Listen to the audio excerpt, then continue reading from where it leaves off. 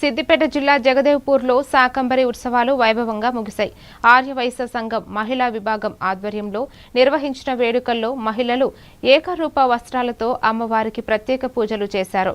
వాసవి మాతకు 56 రకాల పిండి వంటకాలతో చప్పన్ భోగ్ సమర్పించారు.